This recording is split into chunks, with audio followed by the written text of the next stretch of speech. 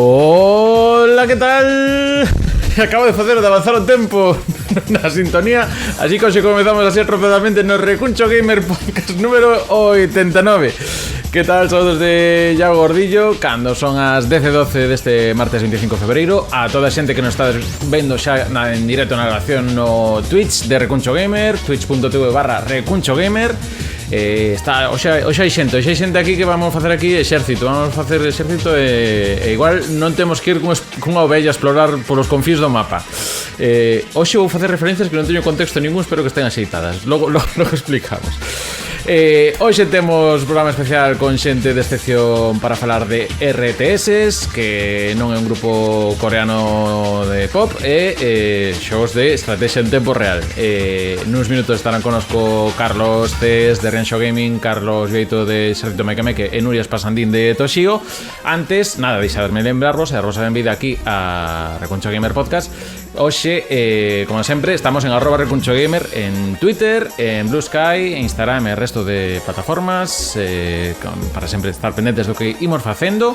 Lembrade tamén que a xente que nos vedes en diferido en YouTube, Spotify e Vox, pois que estamos agora chegando os sábados, pero se queredes participar en directo, pois estamos os martes ás 10 da noite, e así tamén sumando conversa e demais.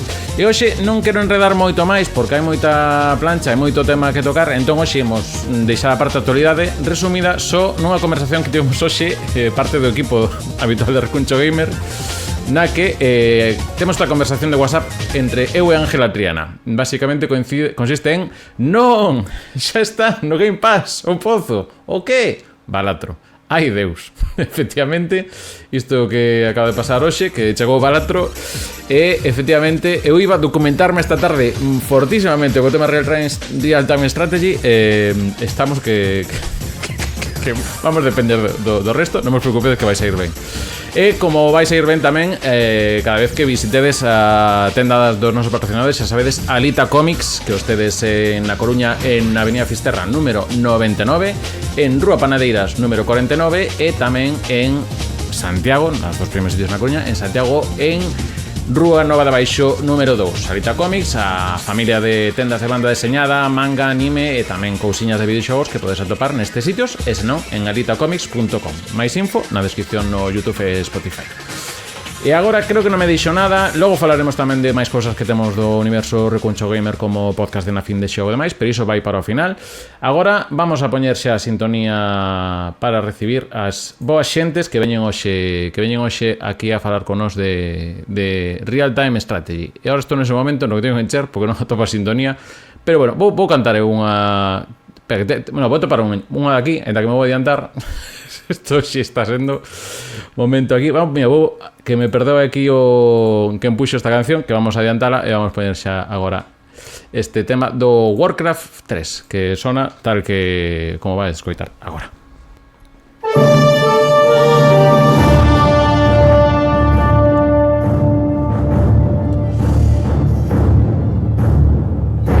Entramos ao universo RTS, así que vamos presentar sen ningún orden concreto, pero vamos a comenzar con Carlos Vieito do Exército Mequemeque. Que tal? Moi boas.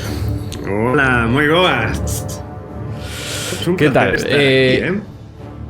Bueno, benvido, que xa era unha cosa que tíamos aí pendente, estamos aí falando, bueno, tío, que ya os Age of Empires, estas cousas, pues mira, non sabemos nadiña, así que hoxe xuntamos un exército bo tamén para falar do Real Time Strategy. Por se alguén non está presente, que é o Exército Mequemeque, por que non sabe que xa volveron? Porque non lle damos promoción ningunha. É un podcast que vivimos de non facer promoción, non anunciar que volvemos, temos o programa.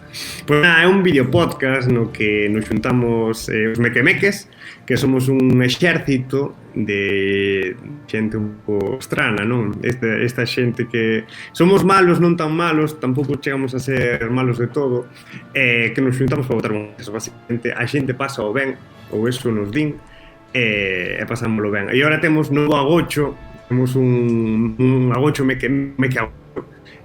Por iso tardamos en empezar esta cuarta tempada, porque nos emancipamos, xa temos a nosa propia vida.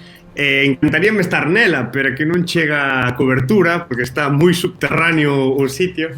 pero bueno. Sí, non hai que dar os datos a esa posición que se non che veñen aí a atacar. Correcto. Tira así. Espera, que está isto revolucionándome aquí o StreamYard. Damos paso agora a Nuria Espasandín de Toshio. Que tal? Moi boas, Nuria. Hola, moi boas. Encantada de estar por aquí. Benvida tamén, que iso, lembraba tamén que me contaba unha cousa de videoxogos que lle das por aí, bueno, que tamén, por exemplo, para que non coñeza Toshio, canle centrada, por exemplo, en viaxes e outras cuestións sociais, que, por exemplo, sei que houve visita ao Museo do Videoxogo en Málaga, o Oxo, creo que se chama. Sí, pero ese fixo outro 50% de Sí, Toshio, que é un pouco máis friki de outros tipos de videoxogos. Eu non tive a sorte de estar por ali, pero sí que son a que ven falar deste tipo de videoxogos que non son moi friki de todos en xeral, pero destes en concreto sí que me tocan o corazonciño dende super pequena. E que podo Pero atopar a sí, xente hai en un Toshio? blog nese museo. E que máis podo atopar en Toshio a xente que vos visite? Pois dende o comezo, cando nació en 2019, foi un proxecto para contar as nosas aventuras e a nosa maneira de ver o mundo cando nos fomos a Asia sen billete de volta. Esa aventura rematou, entón agora pois contamos igualmente a nosa maneira de ver a vida, pero desde o noso estilo de vida un poquinho máis, iba a decir sedentario. Sedentaria non é a palabra porque activa somos igual, pero non viaxamos tanto. Os pilares son os dereitos humanos e o veganismo. Entón collendo eso e mezclando simplemente con cousas que facemos. Pois tedelos no YouTube, pero tamén no resto de redes como TikTok, Instagram, así que podelo seguir tamén por aí a Toshio, como toshio.gal en xeral, non? Creo que estades nas redes. Efectivamente, menos en YouTube, que Toshio con mayúsculas, tildade aí, que se non nos encontrades. A nivel SEO malísimo, pero bueno, saiu así. Bueno, a nivel SEO YouTube con cosas en galego, malísimo. Videoxogos, usted quiso decir videojuegos, cala a boca. O sea, que isto vai así. A que non llevamos que cala a boca, pues cale a boca hoxe, porque tamén sabe moito do tema. É un habitual do recuncho participando polo chat, Carlos Cés, director de Rianxo Gaming. Que tal, moi boas? Hola, que tal? Carlos. Tamén encantado de estar aquí hoxe falando. Teño que escribir menos, é unha ventaxa. Sí, bueno, pero tes que aturar o chat, que a veces non é doado, xa o sabes. Contanos que é o Rianxo Gaming, pa xente que non saiba de que vai. Bueno, pois o Rianxo Gaming é un evento de videoxogos que facemos pois nun sitio que non é unha gran cidade, non? Quixemos achegar aquí a Rianxo, unha vila de tamaño pequeno medio, pois un evento con competicións, con divulgación. Participan Museo de Videoxogo, por exemplo, Lua Gaming organiza os torneos. Entón, quixemos facer algo como isto que se ve na tele, bueno, no YouTube, na tele non se ven estas cousas, estes grandes torneos aí con xente, pois eso foi o que intentamos facer aquí. Bueno, levamos 2 edicións, este ano temos a terceira, o 5 de xullo. Confirmado. Bueno, neso estamos. Pois nada, notamos aí, estaremos pendentes do Rianxo Gaming deste ano. 5 xullo xeches, non? Sí. Nada, decir que o ano pasado estivemos aí unha expedición recuncheira polo Rianxo Gaming, e moi ben, por exemplo, o colofón que moi ben todo, pero o colofón que co concerto con bandas sonoras de videoxogos, acompañados de proxección, e aparte eso, con rapazada, tocando instrumentos, música ao vivo tamén, que iso tamén pois dá gusto velo, pois moi completa a experiencia. Creo que todo ok, que mandei mensaxes polo privado, porque eso, ás veces temos cousas cos Bluetooth, e dispositivo con Bluetooth que chegan audios ben, pero creo que todo ben. Así que agora creo que sí que atopei a sintonía. Arrancamos co contexto RTS.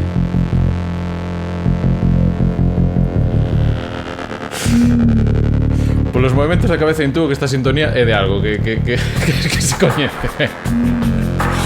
Estamos coitando, creo que, se non é o tema principal, pois un dos temas que son hoxe foi Empires 2, que un dos xogos máis coñecidos seguramente a nivel mainstream do público de videoxogos dos que imos falar hoxe, pero bueno, que logo hai moita cousa interesante por aí. Pero que necesitamos facer un pouco o contexto de onde nace este xénero e un pouco as características e distintas variantes do xénero. Entón, vouche facer o mando a ti, Carlos Cés, de momento, e o resto, cando teñas algunha dúbida ou cousa que aportar a maiores a sumar, pois aquí, mesa aberta. pois vou tentar non lerme moito porque hai moito que falar e non moito tempo. Entón, os RTS pasalle como todos os xéneros, que beben de cousas que se fixeron antes, non? Nos videoxogos sabedes que como na música non é nada original, o 99% das cousas teñen o 1% de original, e nos RTS pasa o mesmo. Pero podese dicir que o xogo, o momento no que saiu un xogo que xuntou todo o que se fixera antes de estrategia por quendas, estrategia en tempo real, pero sin outros elementos como o tema dos recursos e tal, foi o Dune 2, non? O Dune, refírome ao libraco este clásico de Frank Herbert, e o Dune 2 foi, o Dune, supoño que se le, o Dune 2 foi o primeiro xogo que se considera o primeiro RTS moderno. Xa digo, antes había algunhas cousiñas de estrategia e tal, pero non xuntaron todos os elementos que conseguiu xuntar o Dune. Eses elementos comuns de todos os RTS, ou prácticamente todos a partir dese momento, ven pola xestión de moitas cousas ao mesmo tempo. É dicir, tes que, por un lado, xestionar unha base que é o teu lugar de encontro, que se te destruen perdes, se te destruen todas as bases, entón, tes unha xestión da base na que tes que construir edificios, tes que construir defensas, tes, por outra banda, a xestión de recursos, tes que conseguir, dependendo do xogo, ouro, madeira, petróleo, minerais, pedra, prácticamente hai unha chea de variedade de recursos. Hai xogos máis complicados nese sentido, xogos que máis doados, non? Por outra banda, tes a xestión do mapa, tes que explorar, saber que foi o enemigo, tes que espialo. Aparte, tes que facerte co control do mapa, expandirte, facer novas bases, controlar novas fontes de recursos. Todo isto falo que axuda das unidades que construes na base, nos edificios, construes unidades que van construir máis edificios ou que van axudar a cousas determinadas, pero tamén as unidades de ataque, unidades que van a facerse co control pola forza de zonas do mapa e, por suposto, atacar os inimigos. E despois outras unidades que axudan a estas unidades a facer eses ataques, non? Pois con magias, habilidades, etc. E por último, tes a xestión da tecnoloxía. Ti, ao mesmo tempo que vas desenvolvendo todo isto, vas subindo a tecnoloxía, mellorando os edificios, mellorando as tropas, a súa defensa, o seu ataque, as súas habilidades, as súas magias, aprendendo novas habilidades. E todo isto, todas estas xestións, tedes que ir facendo ao mesmo tempo. É dicir, nestes xogos non hai pausa. Se estás en modo campaña, sí, pero se estás con outros xogadores non podes darlle a pausa e decir, un momento que vou pensar que fago. Non. Tes que estar ao mesmo tempo, claro, ao mesmo tempo atendendo a absolutamente todo. Entón, son xogos que eu máis que relaxantes diría que son estresantes. Son xogos que requiren unha concentración moi grande e aparte como xogues contra xente que xoga moi ben, que leva todo cronometrado, milimetrado, sabe que dano fai cada un, en que momento ten que é terrible porque desiste, xa mira, morro xa e listo. Vaya maneira de plantexalo así para empezar. Vos, por exemplo, tedes compartido eso de esa sensación de estrés ou de que transmiten, ou hai xogos tamén que ou hai modalidades de xogar os xogos que igual vos entran nun estado máis zen? Eu creo que é relativo e creo que isto é unha cousa que eu defendo en xeral cos videoxogos, depende moito da personalidade da xente. A cada un estresamos cousas completamente diferentes. A mí, por exemplo, estes xogos son os que máis me gustan, porque a mí eu son unha persoa que lle gusta moito xestionar e ter control sobre moitas cousas, entón a mí se me posa algo como un Candy Crush, a min eso estrésame, porque teño un cadradiño no que non podo facer nada. Entón se ti me das un mapa completo no que teño aldeanos para construir, recursos para recoller, podo poñer tropas a funcionar, podo elixir a que enemigo atacar, eu veño máis arriba. Entón a min, no canto de estresarme, en realidad, pois, endeusame de alguna forma, non? A pesar de que sí que comparto parte do que dices, que ao final tens que estar atendendo a moitísimas cousas, non? Eso sí que é certo. Ti, Carlos, meque, vou dicindo... Escoitasme. Sí, está ben. Está correcto. Comparto o que dicides. Teño que confesar que eu son dos que xogo Age of Empires, pero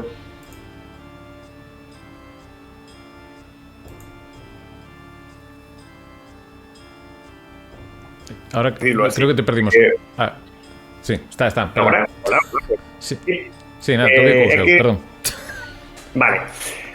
Nada, que decía que a mí o que me gusta de botar as partidiñas e o Age of Empires é que, e ademais, que como che teño comentado moitas veces cando me atopo con Iago, ao mellor non sei que facer un domingo e me poño a botar aí unha partidiña non rápida porque dura horas, porque me poño a construir polo mapa. En comparación con xente que coñezo que xoga de verdade, como hai que xogar, que che miran exactamente canto alcance ten un arqueiro nunha torre contra un paladín, non sei que. Eu literalmente pasome construindo, utilizo os trucos para non ter que destrozar e deforestar o mapa, por exemplo, que me gusta velo verde. Non sei, eu gozo facendo así. É certo que nas campañas xa mo tomo máis en serio, pero as partidas modo libre a min gusta facer cidades bonitas e comerciar.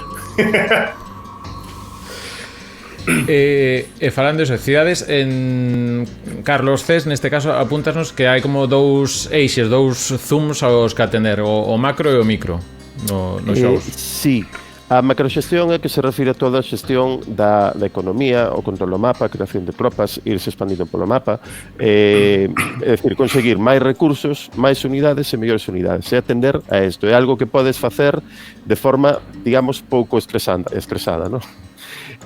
Despois está o micro. O micro atende o que faz nas batallas. Cando ti tes o teu pedazo do exército contra o pedazo do exército do adversario, se ti pos os teus guerreiros a loitar e el pon os seus, aí o resultado, bueno, depende de moitas cousas, pero ti podes forzar que o resultado sexa mellor para ti. Entón, o microcontrol significa, pois esta unidade vai a facer unha maxia esta que está perdendo vida. Esta unidade vai a facer unha maxia aquela que está a punto para evitar que lance unha maxia. Estas tres unidades que están dañadas, botoas para atrás, para que neste momento podan, eso mismo que estamos vendo, un micro, ¿no? Durante o combate, pero ao mesmo tempo non deixa a xente que xoga ben, non deixa de seguir construindo, de seguir creando obreiros para mandar o mineral, de seguir atendendo as melloras. Tes aí, se queres, un vídeo de mostra das mans no teclado dun xogador profesional de StarCraft que ven dar un pouco a visión do que estou dicindo. Isto xa falamos de xogadores profesionais que fan... para ver o que un xogador hai unha medida que non é a única, pero que di un número de accións por minuto. Entón, este está xogando StarCraft 2, está pois continuamente colle unidade, toca unidade, mete unidade, dolle para lá, e vedes como están as mans que, é dicir, son moitos máis botóns que calquera xogo de disparos, incluso do Fortnite, que construir hai máis botóns, pero non, aquí hai botóns para todo. Grupos, creas un grupo con unhas unidades, te sopla para as maxas, todo que sexa uso do rato é unha pérdida de tempo, aquí tes que usar teclado. Sí, o rato é unha pérdida de tempo. Ti non podes perder o tempo en seleccionar unidades co rato, que tal, non, fai grupos, isto é como os atallos no procesador de textos. Canto máis atallos, menos tempo perdes, non? Pois é algo parecido. Ese é un dos motivos polo que a gran maioría dos RTS se xogan en PC con teclado de rato, porque non salían para consolas, porque con un mando, non sei os de ahora, que os meus en día teñen moitos botóns, pero moi tiña poucos daquela, sería imposible acadar estas velocidades nunha consola, no? Por eso os RTS foron xogos de PC, de ordenador.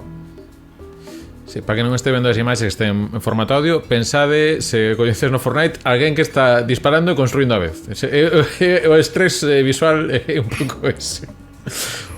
Bueno, non sei se vos ides deste nivel, Carlos e Nuria, Vieito e Nuria, non, dices creo que cabeza. Eu son de rato, eu a verdade sí que son de rato, eu selecciono a miña tropa, se a mando a atacar vai toda a xunta e despois pois se vexo que está moi dañada volve toda a xunta, non fago tanta selección dentro do teclado, a verdade. Tamén probablemente non xogo a ese nivel. Quería comentar que descubrín esta semana un truco para gañar en partida online que quedei flipando. Sabedes que a bandexa de notificacións e mensaxes está no mesmo sitio e ten case a mesma tipografía, cambia moi pouquiño. E sei que hai un truco que cando xogas online contra outras persoas, hai persoas que, imagínate, van moi atrasadas en avanzar idades, escriben, en plan, eu que sei, Iago acaba de avanzar a idade dos castelos, por exemplo. E claro, a outra persona di, acojónome, este tipo é boísimo, así que me retiro. E gañan partidas porque outros se retiran ganando.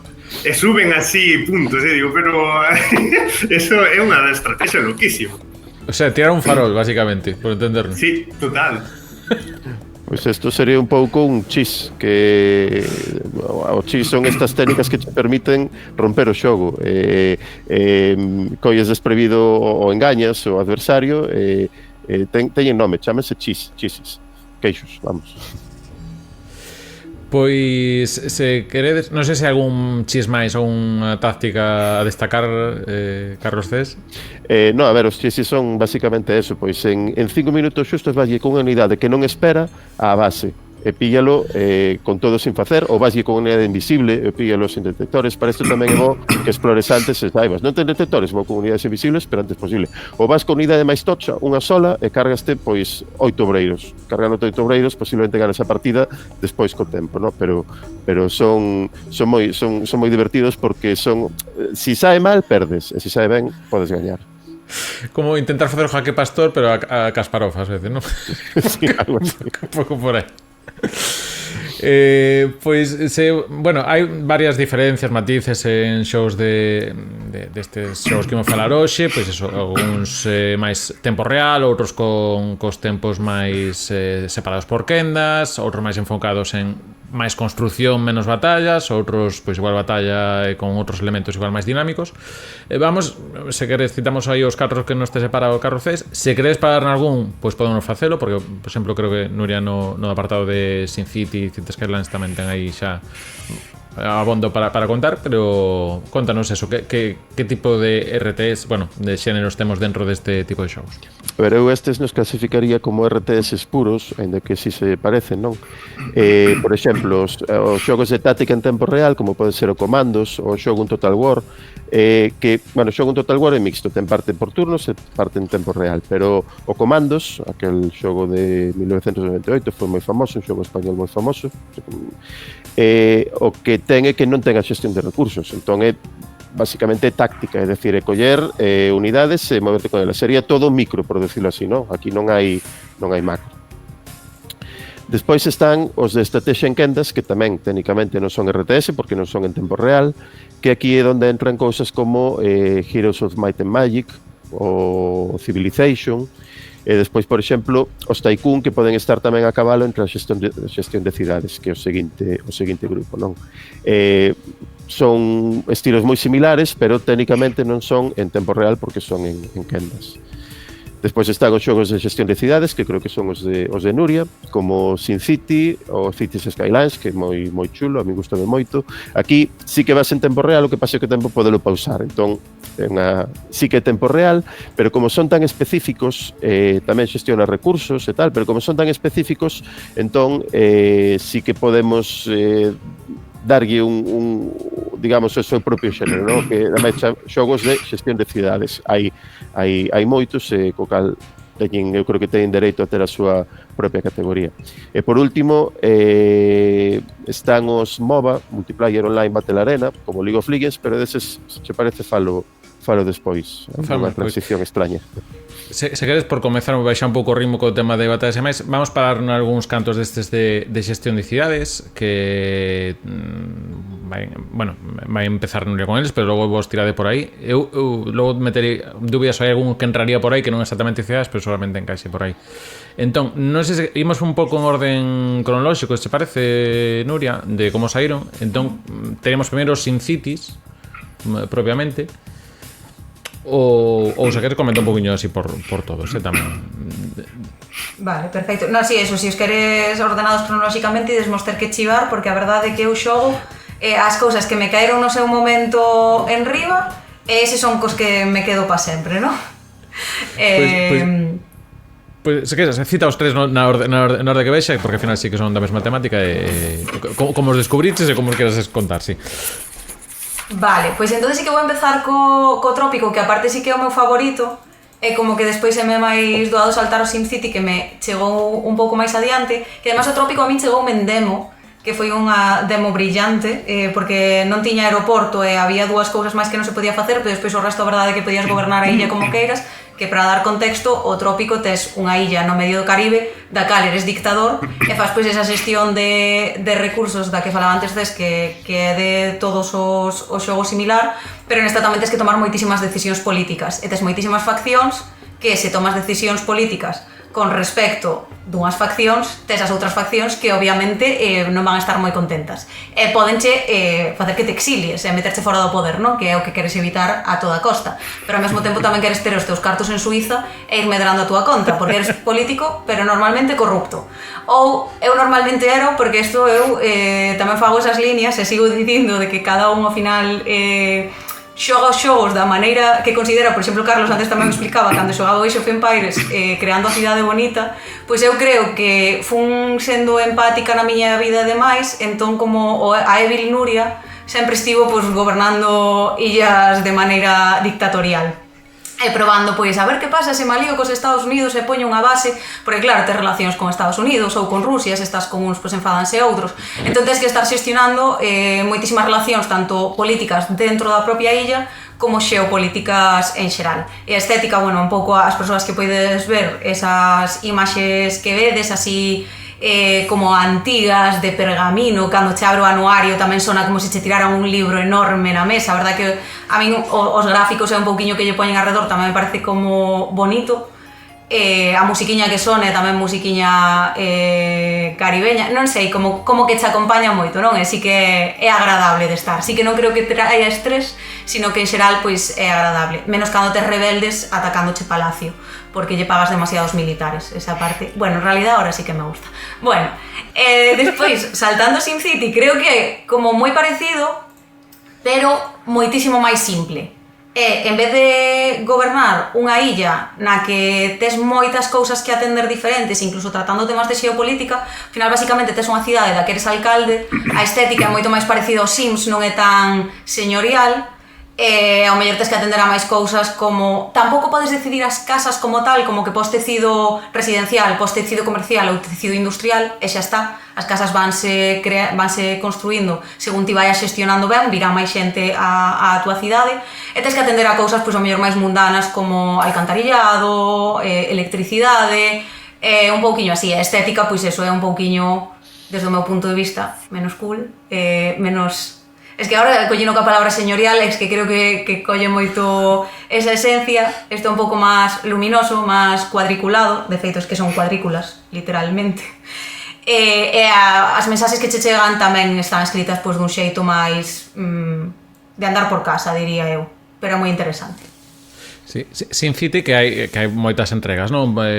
Axódame aquí o resto, porque a primeira de todo ano 89, saída en PC, e que creo que por exemplo unha versión para dubidoras en Nintendo, Super Nintendo, creo que Super Nintendo, que tamén é o seu propio show, que na versión de Super Nintendo que aparece Godzilla en concreto para algunhas cousas. Sí, eu creo que hai algo así, pero por favor, tirade vos que eu estou aquí co pouco que controlo. Estábamos vendo imaxes do SimCity 2000, creo que hai o 3000 tamén. Sí, que xa un pouco o que eu xogaba era o 3000 World Edition, 3000. Estaba confirmando. E que incluso para smartphones agora hai como esas versións simplificadas que tiran desta dinámica de pois agarda 10 minutiños a que se acabe de construir tal cousa, ou aquí esta moeda está, que isto pois bueno, un problema que levamos acarreando xa con case todo o videoxogo para móviles desde, bueno, máis de 10 anos, pero en fin, que é tamén unha versión solvente, se tes tempo ou calma para xogar, pois tamén é unha versión bastante cómoda, que sería a versión de xogar con rato, non hai tantos saltos de teclado aí, pero bueno, o SimCity deixase nese aspecto. E por último, despois de Trópico e SimCity, a cal saltamos, Nuria? Pois temos o Roller Coaster e o Zoticon, que eses casi os podemos comentar xuntos, sigue un pouco na liña, pero desta xestionas ou un parque de atraccións ou un zoo. Son tamén bastante sigue un pouco máis a liña do SimCity en canto a gráficos e as cousas que podes facer están bastante máis limitadas, porque iso, tes un parque de atraccións, podes tanto comprar atraccións feitas, o que tamén podes separarte a deseñar as túas propias atraccións, que se che vai dentro da seguridade, a mí eso tamén me gustaba probalo, facer unha caída libre e darlle demasiada potencia, entonces marchaba bueno, xa vedes que eu xogaba un pouco máis ou menos, vale, tamén facía parte de xestión ben feita, pero a veces hai partes así que eran graciosas de probar, ainda que despois pois o parque iba mal, porque estas cousas non se fan sin consecuencias, eso creo que tamén é interesante comentalo, porque sí que é importante, que me está partiendo un mensaxe de Sergio na pantalla, vamos a obviala. Pero eso, sí que ten consecuencias, que a mí tamén é algo que me parece interesante, porque, por exemplo, me gustaba moito subirlle os prezos nos restaurantes para que me pagaran 15 euros por un helado, ou eso, facer atraccións que despois explotaran, pero despois a xente non quería vir ao teu parque ou dicía que todo era moi caro e demais, entón eso ten consecuencias. Eso é que a mí me parece máis interesante tamén deste tipo de xogos, que tes que xestionar e tes que xestionar ben, porque a mínima que xestionas mal podes eche caer todo e despois igual non eres capaz de retomalo e facer que vai arriba. Entón eso dentro do parque de atraccións e o zoo é un pouquiño a mesma idea, cada animal que ti poñas no zoo, pois tens que facer as instalacións concretas e adecuadas para que ese animal este contento, porque se os animales están tristes, a xente vai estar triste, entón non vas a ganar diñeiro, que ao final é o que che leva a gañar realmente no xogo. Sí, perdón, que acabo poñendo as imaxes dun parque de atraccións, creo que é un pouco estresante neste caso, porque hai unha montaña rusa de tela. Neste caso entendo que tamén entrarían os theme, estos que sacaron, era Bullfrog, creo, Theme Park, Theme Hospital, tamén entrarían nesta dinámica, non? Entendo, que se podría meter neste saco. Sí, son bastante na liña, só que despois sí que acabas xestionando cousas diferentes, non? A mí, por exemplo, es que me caiu o das atraccións e o do zoo, xa me parece bastante que me parei a probar máis, cando xa digo que eu como colla un é como ese o único que fago durante anos, porque eu creo que o Trópico xoguei por primeira vez cando tiña unha cifra de idade, e sigo xogando agora que teño máis de 30, entón como lle colla cariño a un vou con ese, pero sí, os de Hospital e demais sí que son o mesmo, só que vas xestionando esa cousa concreta, cos recursos que tes e as cousas que tes na man. Pois, a ver, aí tamén entra os de Jurassic World, estos Evolution, tamén é a mesmo concepto, só que gráficos máis bonitinhos e un pouco de narrativa por riba. Logo tamén leremos as mensaxes do público, tamén quen estades agora no Twitch en directo, comentad algún xogo deste estilo que se vos ocorra tamén, o integramos tamén na conversa, pero bueno, do público creo que tamén hai algún deste perfil de xogos, así que logo cando saen os nomes tamén pois acotamos e comentamos que memoria desbloqueada e tal. Claro, eu estaba lembrando de facer montañas rusas con seguridade, que o que xoguei foi o Theme Park, que sí que lembro que non era, a ver, cunha curva máis van para fora, non, cunha costa baixo máis van para fora, non, era como milímetro a ver hasta onde non derrapaba, como facer o circuito carrilenos de Esteiro un pouquiño. Bueno, quedarían os MOBAs, xa comentaches tamén, Carlos, tes un poquinho deles. Se vos parece, imos agora tamén iso, facer un pouco no que é o máis achegado, creo que os RTS puros, un pouco falando dos, máis comezar polos precursores, Carlos, Cés. A ver, como contaba antes, sempre houve xogos que dos que os seguintes foron, vamos decir, inspirándose, non? En vez de copiar, que queda peor. Entón, o Dune 2 mezclou moitas dinámicas de xogos que foron salindo antes de estrategia, de distintos tipos. Uns eran estrategia por turnos, outros tiñan algo relacionado con recursos. Así podemos retroceder, por exemplo, hasta 1981, ata un xogo que se chamaba Utopía, creo que ese que te has posto aí na pantalla. Saíron un par deles para o Spectrum, para 8 bits, durante os anos 80. E hai quen di que o primeiro xogo RTS non foi o Dune 2, senón que foi o Herzog Zwei, que paradóxicamente saiu na Mega Drive. E, polo tanto, non tuvo éxito ningún. É dicir, un xogo RTS na Mega Drive, podían xogar en pantalla partida dos xogadores, tías que coller recursos, a base, bueno, era bastante sinxelo, pero posiblemente se confundiran de formato porque non foi un xogo que pasara a historia por a súa popularidade. Entón, casi todo o mundo coincide en que o primeiro RTS moderno foi o Dune 2. Ese era o Herzog Zwei, se non me equivoco, que pode xogar a pantalla partida e tes unhas bases, e tes que recollir unha cousa, atacar as outras bases, se non esas hecho atacan a base tal, pois... Claro, é que estou vendo que as naves é que vin que Technosoft creo que reutiliza bastante cousas do outro xogo de Technosoft de matamarcianos que son os Thunder Force, que os primeiros tiñan vista cenital, e que as cores e o mapa son a nivel de arte. Sí. Está en modo voando, andando, é dicir, si teñen elementos de RTS, pero bueno, como dicía, o Dune 2 foi o que saiu neste caso con todas estas características que nomei antes, o primeiro deles. Ao pouco tempo saiu un dos xogos que máis marcou a historia dos videoxogos, unha das sagas, que foi, por suposto, Warcraft, non? O primeiro xogo de Warcraft, Orcs and Humans, non o teño, pero bueno, teño un libro para enseñar, xa que podemos enseñar cousas. Que dicir da saga do Warcraft, desde aquí foi imparable hasta que chegou World of Warcraft e se convertiu nun dos xogos máis xogados. Pero antes, o Warcraft sen ben era un xogo sinxeliño que tiña de guai, pois que tiña orcos elfos, eso sempre mola, non? Entón, foi un xogo que enseguida saltou a fama, empezou a xogar, ten en conta que daquelo xogo en rede era algo complicado porque tiñas que levar o teu PC de varios kilos de peso a casa dun amigo para xogar, internet cero, entón de vez en cando facías isto, quedadas de coller o PC e levalo ao piso dun amigo, non?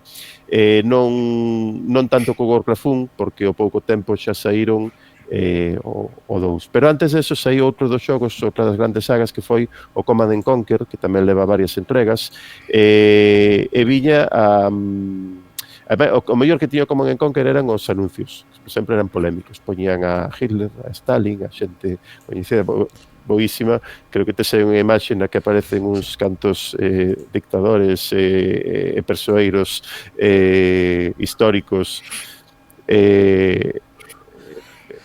para que o vedes aparecen aí os, bueno, collezo algúns, outros non, pero pon previous high scores, é dicir, as puntuacións altas anteriores, pon a unha recua de 2, 4, 6, 16 dictadores.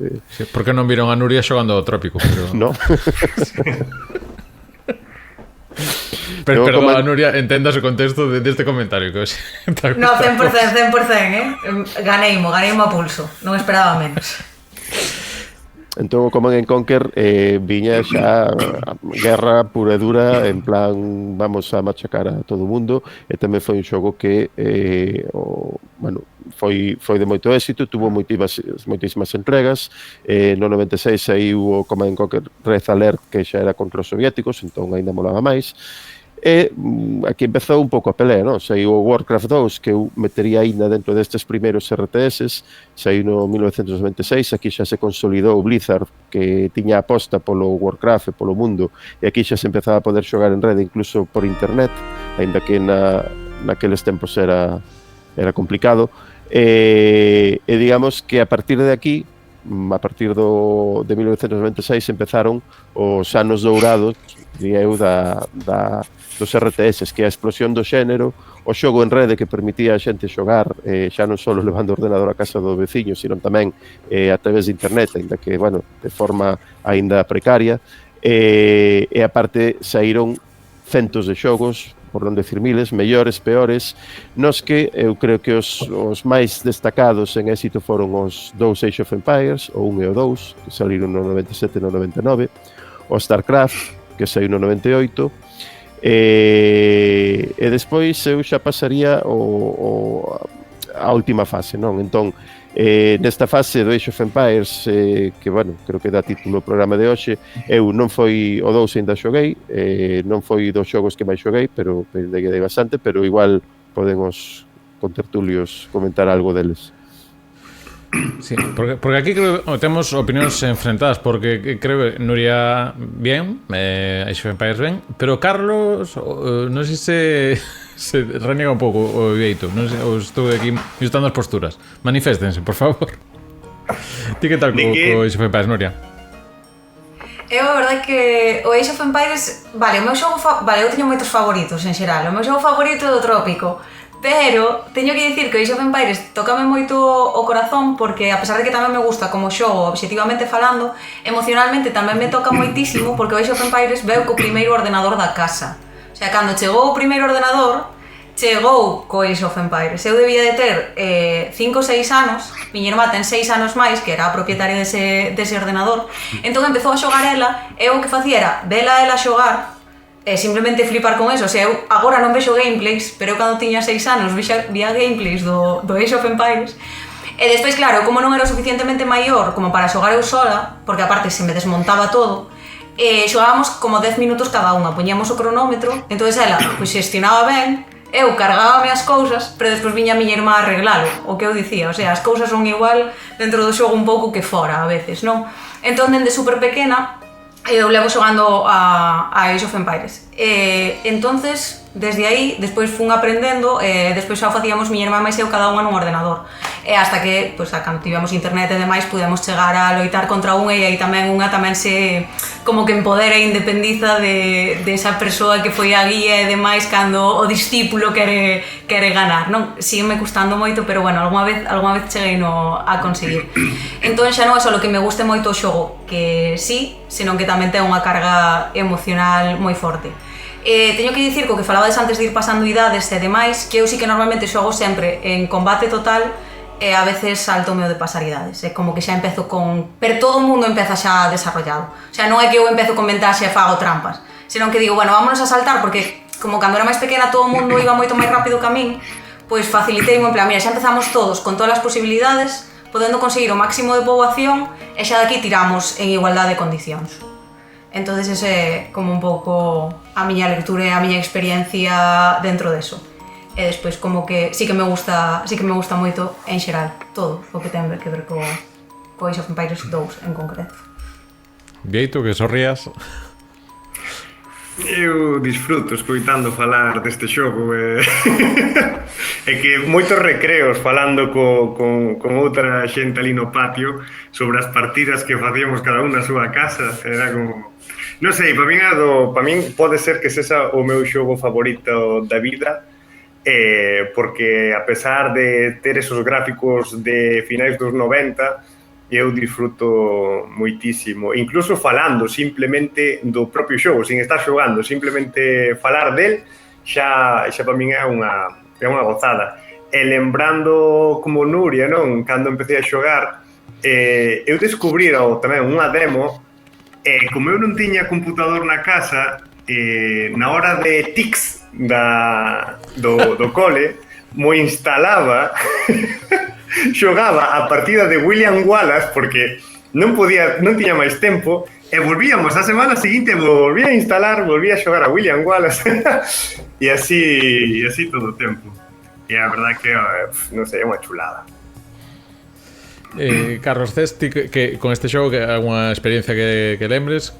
A ver, aquí en Rianxo, na época dos cibercafés, xogábamos sobre todo a tres xogos, que eran o Quake 2, o Age of Empires e o StarCraft. Entón, había unha división entre Age of Empires e StarCraft, ainda que nos prestábamos de vez en cando a xogar o outro, pero sí que tiñamos aí unha pequena división de os que preferíamos o StarCraft e os que preferíamos o Age of Empires. Eu creo que foi aí a competencia máis dura que houve entre xogos RTS, bueno, polo menos aquí a nivel local, e tal. Para mí a diferencia máis grande entre os dous é que o Age of Empires adoitan ser partidas máis longas, unha mestura entre un RTS e o Civilization, non? É dicir, tes moitas máis opcións, moito máis tal. O StarCraft máis a saco. Unha partida pode che sair longa, pero non é habitual. O habitual é que vas, atacas, evolucionas un pouco, sigues atacando, e ao final un dos dous esgotase rápido e non adoitan ser partidas moi longas. No Age of Empires as partidas podense eternizar. É certo que tamén as podes facer curtas, pero non é o habitual. O habitual é que se eternicen. E se despois queres xogar con tranquilidade, tes todo o tempo do mundo, pois expandes, como Carlos, tomas o teu tempo para construir o teu imperio, non? É unha vantaxe que supoño que tiña, por exemplo, Age of Empires ou StarCraft con respecto ao Quake 2 ou un pouco máis tarde o Counter-Strike, que imagino tamén é que era un xogo máis amable a nivel gráfico, digamos que non precisaba dunha máquina máis potente, e tamén esa sincronía na rede tampouco che precisa a precisión que igual necesitas con algún Counter-Strike e tal. Eu creo que era un xogo que, aparte do Ciber, funcionaba ben nas casas, que igual os Counter-Strike e Quake tardaron uns anos máis polas conexións e ordenadores que había na xente na casa en que estivese máis presente, porque eu si lembro comezos do 2000 de xente que o venres hoxe non baixo a tomar nada que digo a botar un H. Isto lembro. De feito, StarCraft tiña a opción de poñer lag para que todos os xogadores xogasen co mismo lag, o cal se agradecía, non? Porque facía un pouco máis xusto, sobre todo o micro, que é máis complicado cando tes lag, pois permitía facer as cosas un pouco máis xustas. Logo... Eu quería... Sí, dalle, Nuria. Sí, en torno a parte de conexión non podo dicir nada porque eu tardei moito en ter internet na casa, entón eu sempre xoguei fora de rede, quitando, bueno, nos últimos anos, pero en xeral cando eu me desenrolei como xogadora de Age of Empires non tiña internet, xogaba sempre fora de rede, e de feito a día de hoxe sígueme gustando xogar fora de rede, porque en xeral gústame pues, xogar contra a máquina e decidir completamente os meus tempos, e viciaron un montón, e por iso eu creo que tamén é interesante o que dixo Cés, porque para min é un dos motivos polos cales os xogos que eu mencionei me gustan tanto, pola duración das partidas, porque son partidas de días. O sea, eu deixo agora mesmo a partida e sei que mañá vou estar nese punto, e vou poder seguir viciando o mellor 6 horas seguidas, e vou seguir ca mesma partida ao mellor ao día seguinte, non? Entón, iso tamén me axuda moito polo tipo de xogadora que eu son, porque ao mellor paso sen coller ningún tipo de xogo meses ou incluso anos, pero no momento no que o collo sei que podo estar viciando todo o fin de semana porque decidín que ese fin de semana é para viciar e pode ser dentro dunha mesma partida casi. Entón a mí eso gústame. Sí, non sempre agradable porque no Elden Ring non é tan agradable que dices, pero ainda sigo unha partida. Perdón, traumas que temos de outros programas. Comparte, Llamo, non te preocupes. Agora que mencionabas eso, bueno, estamos xa compartido co StarCraft, podemos meternos no terreo de StarCraft, en que logo hai cousas no público de accións que se podían facer no Age of Empires, así que logo retomaremos así detalles concretos e curiosos do Age of Empires. Pero iso, falamos de Age of Empires 1 chegaba no 97, o Age of Empires 2 no 99, e polo de medio pois chegaba o StarCraft.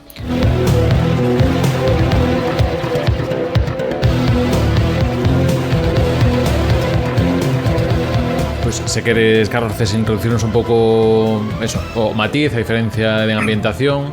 Eu vou escoitar esta música e dame ganas de poñerme a farmear mineral. Activa, che, Dios, xa vou tarde, necesito mineral. Entón, a ver, o StarCraft foi un xogo inesperado, porque viñamos do Warcraft, o StarCraft tamén é de Blizzard, como Warcraft, viñamos do Warcraft e de repente métenos aquí isto con marcianitos, con futurista e tal, pero isto parecese máis o Command & Conquer, que é isto, non? Que nos están metendo aquí? E ao principio, como sempre que sai un xogo novo, digo, isto é unha merda, isto nin caso. Pero o conto é que nos puxamos a xogar e a cousa mellorou moito. O StarCraft ten unha vantaxe con respecto ao Empires ou Warcraft, que é que todas as unidades e todas as mecánicas son absolutamente novas e orixinais. Sacando os humanos, ainda así teñen naves espaciais, robots e cousas así, as outras dúas razas son totalmente inventadas, co cal non estás atado a que un orco non pode voar, por exemplo, non? É dicir, entón fixeron a característica máis interesante deste xogo que fixeron tres razas totalmente asimétricas. No Empires, cada civilización ten algunhas unidades distintas, pero máis ou menos son todas similares, teñen unha certa simetría. Pero no StarCraft son tres razas totalmente asimétricas, e cada unha delas ca súa filosofía, ca súa forma de tal, unha unidades moi baratas que evolucionan moito, outra poucas unidades pero moi poderosas e con escudo, outras os humanos que se adaptan moi ben. Entón, foi algo que a nivel de equilibrio foi parches continuos porque é moi difícil de equilibrar, non? Entón, tiña un pouco, sempre digo así un chiste, que era como xogar o perla, papel, tesoura, porque cada raza ten as súas ventaxas con respecto a outra, pero tamén as súas debilidades. Entón, eu creo que foi o que bueno, nin que decir que este foi o meu xogo favorito durante moitísimo tempo. Conservo unha caixa, pero non sei onde vai o CD. Total, que o mismo, que non teño onde metelo, así que E de feito o meu nome de guerra venme deste xogo tamén, o de TAS venme deste xogo, entón eres ti? Son eu seguro que non esperamos. Creo que levo pois 30 e pico anos con este sobrenome, non? Entón, eso, eu destaco a simetría e a liberdade creativa de non atarte a que o que dicía, que os orcos non poden voar, por exemplo.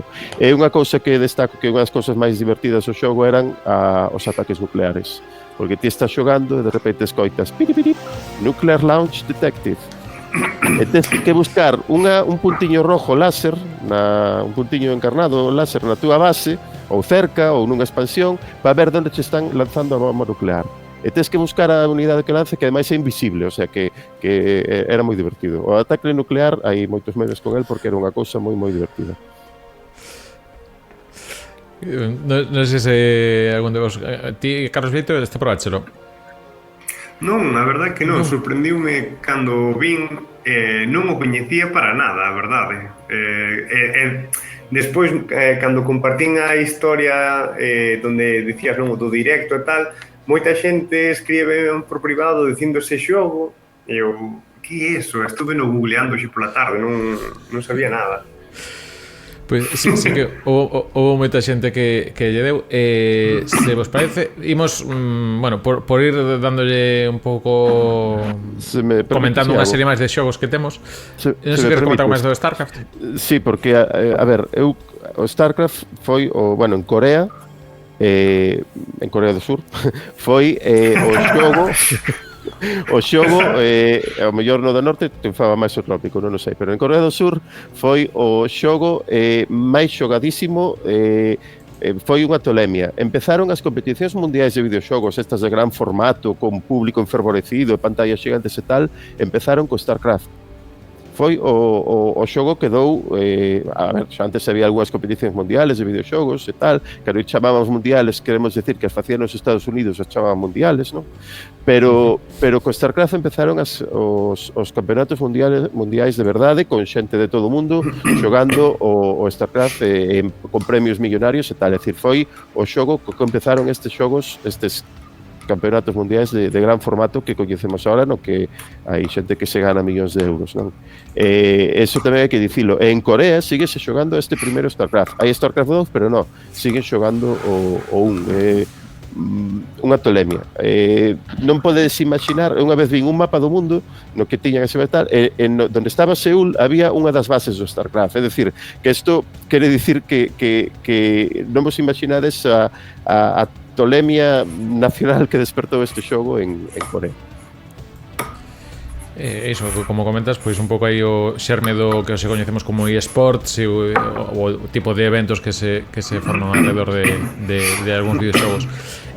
Vamos a saltar 3 aniños para diante para un xogo que se chama Empire Earth, que ven dos creadores do Age of Empires. Sí, un dos creadores do Age of Empires, fixo o Empire Earth, xoguei algo tamén, pero bueno, aquí estamos falando dun xogo de entre 1000 que había, porque este foi o boom, todo o mundo se puxo a facer xogos de estrategia en tempo real, e o Empire Earth collía unha idea moi similar a do Age of Empires, con partidas incluso ainda máis longas. Que pasa? Que en vez de ir nunha época solo histórica pequena, porque o Empire iba pois desde a Idade de Pedra hasta como moito a Idade Media ou un pouco máis alá, pero este non, este iba hasta o futuro, naves espaciais, nanotecnoloxía, e tamén podías pasarte cun avionciño e deixar caer unha bomba atómica, tamén era moi divertido.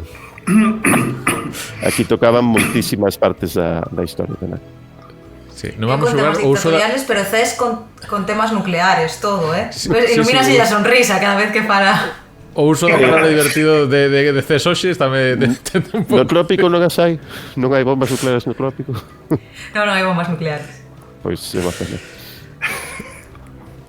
Se vos parece, bueno, despois desta, digamos, o auxe destes xogos que estaban aquí agora con bandeira co Age of Empires 2 e os StarCraft, xa chega unha época que chamaches ti a excelencia e a caída, que ven aquí ca terceira parte do Age of Empires, e antes, un pouco antes, o Age of Mythology. Sí, eu, claro, despois de tantos xogos tiñan que salir algúns que dixeran, bueno, de aquí xa non se pode ir a máis casi, non? Entón, saliron os xogos, digamos, moita xente nos ten como teslle máis cariño os anteriores, posiblemente, pero hai que decir que tanto Age of Mythology como Age of Empires 3, como Command and Conquer 3, como o Warcraft 3, e despois, moito máis tarde, o Starcraft 2, xa foron digamos, o culmen do xénero, non? De aí para arriba, sí que seguiron saindo cousas, pero tamén houve un decaimento a partir dese momento, por un motivo que vou contar despois.